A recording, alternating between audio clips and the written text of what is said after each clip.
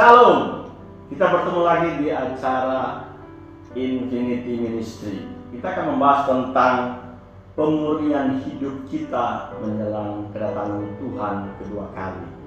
Murni berarti tidak bercampur, tidak terpengaruh, dan bebas dari noda.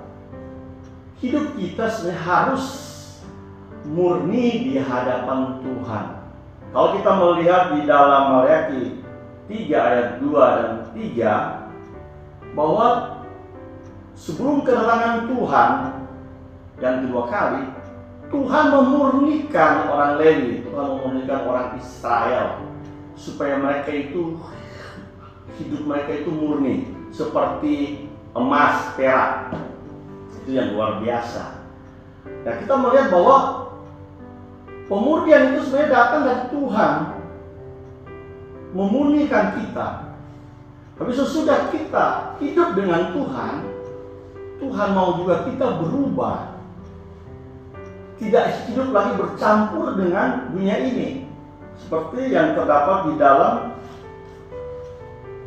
Roma pasal 12 ayat 2, bahwa janganlah kamu menjadi serupa dengan dunia ini, tapi berubahlah oleh pembaharuan budimu.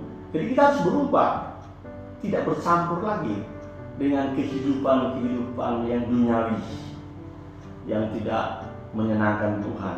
Yang kedua, kita melihat bahwa jangan kita berbuat dosa lagi. 1 Yohanes 3 ayat 9 berkata bahwa kita yang lahir dari Allah tidak berbuat dosa lagi. Jadi tidak ada dosa lagi, noda dalam hidup kita yang mempengaruhi hidup kita itu sehingga tidak berkenan di hadapan Tuhan. Kita berbuat dosa lagi, padahal kita anak Tuhan. Ya, Tuhan mau kita supaya hidup baru, tidak berbuat dosa lagi. Sebenarnya yang ketiga, pemurnian hidup kita sebenarnya kita harus berbuat baik. Filipi pasal 4 ayat 5 berkata, hendaklah kebaikan hatimu diketahui semua orang. Jadi dulu kita mungkin tidak baik, tapi sudah Tuhan membaharui kita menjadi baik, dan Tuhan mau kita melakukan kebaikan Tuhan sebelum kedatangan Tuhan kedua kali.